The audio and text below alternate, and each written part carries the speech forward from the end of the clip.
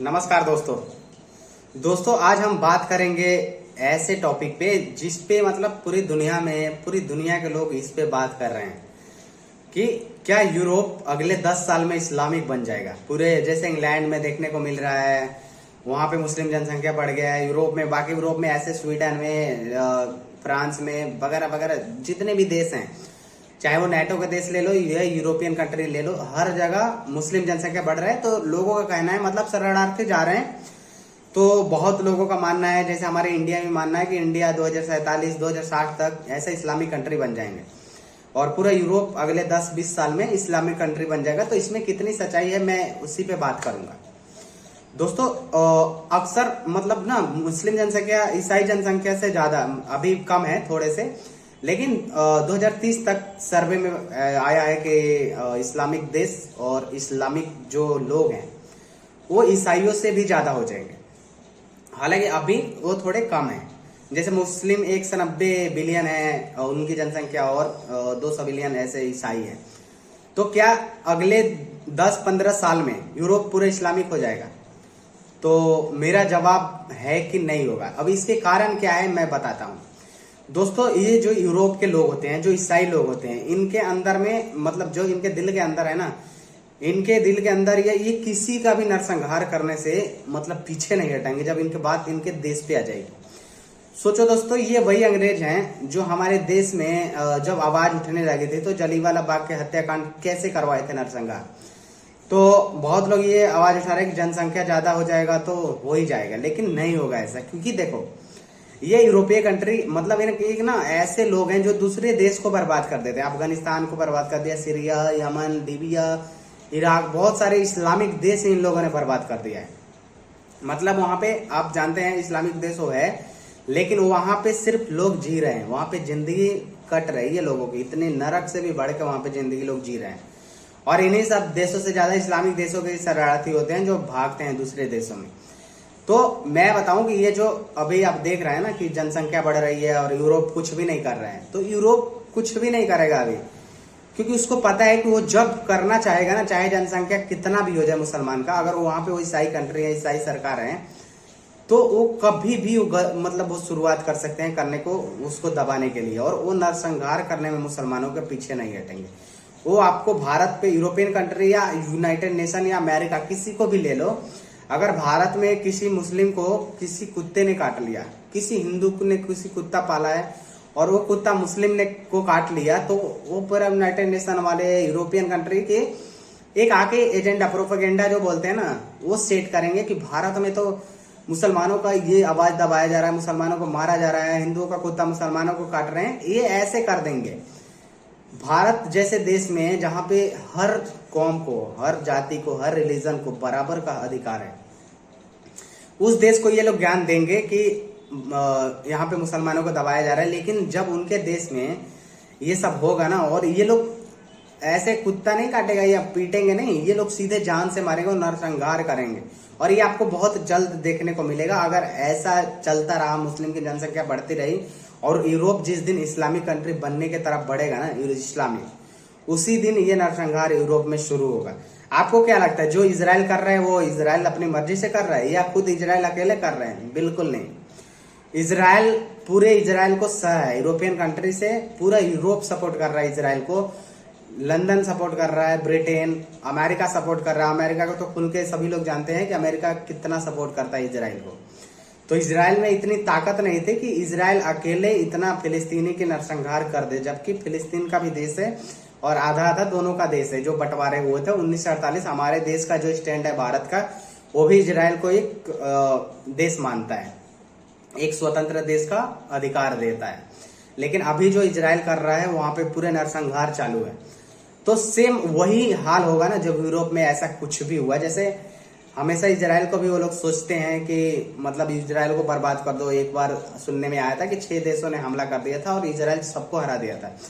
सबको अकेले नहीं हराया था इजराइल, अमेरिका और यूरोपियन कंट्री के मदद से ही हराया था।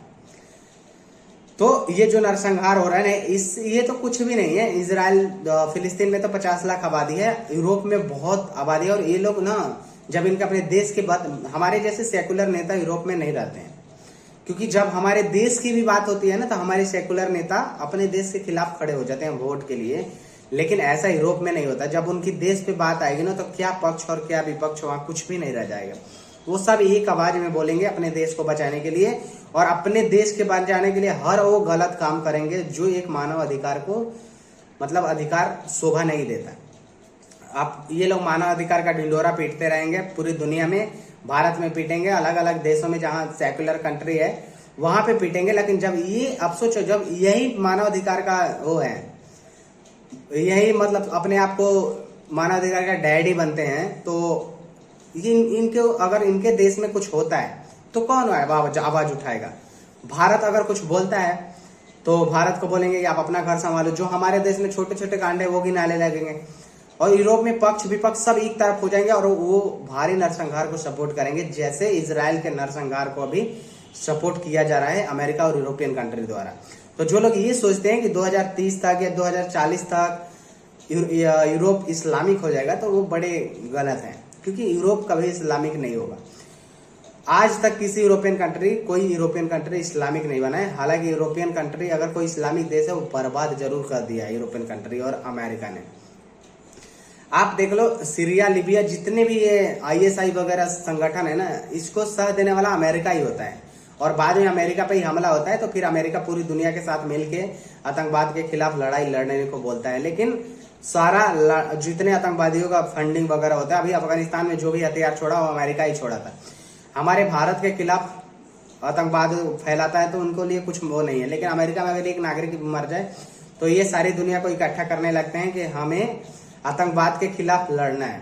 ये लोग आतंकवाद बनाते हैं दूसरे के लिए, जैसे पाकिस्तान भारत के लिए बनाता है।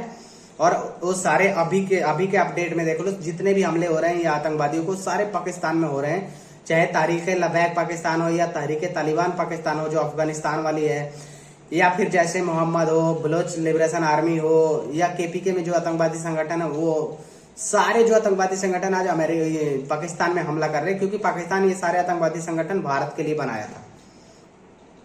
आपने देखा होगा जब तालिबान सत्ता में आए थे तो अब पाकिस्तान ने कहा था कि अब भारत को तालिबान के साथ मिलकर कश्मीर हम अपना ले लेंगे, लेकिन तालिबान उल्टा इनको बढ़िया से ठोकाई कर रहे हैं। तो इनके तो खुद के करतूतों का सजा मिल रहा है। और लेकिन जो लोग ये सोचते हैं कि इस्लामिक देश बन जाएगा कोई भी यूरोप की कंट्री, अभी ब्रिटेन पे ज्यादा वो चल रहा है, तो ऐसा कुछ नहीं होने वाला है। जिस दिन ये अंग्रेज अपने मूड में आ गए उस दिन ये लोग वो नरसंहार करेंगे कि मानवाधिकार का उल्लंघन करेगी, दुनिया देखेगी। तो इसलिए कुछ लोगों को बहुत चिंता है, मुझे तो बिल्कुल भी चिंता नहीं रहती है। कुछ भी देश बनो, मेरे को कोई फर्क नहीं पड़ता है, मैं जो हूं वही रहूंगा। तो क्योंकि ये ना अंग्रेज जो होते हैं ये मतलब ना बड़े मतलब आतंकवादियों से बढ़ के होते हैं। ये अगर आपके देश में आतंकवादी हमला होता है ना तो इनको कोई फर्क नहीं पड़ता, लेकिन इनके देश में अगर एक बच्चा मर जाए ना तो ये पूरे ढूंढ के मारते हैं।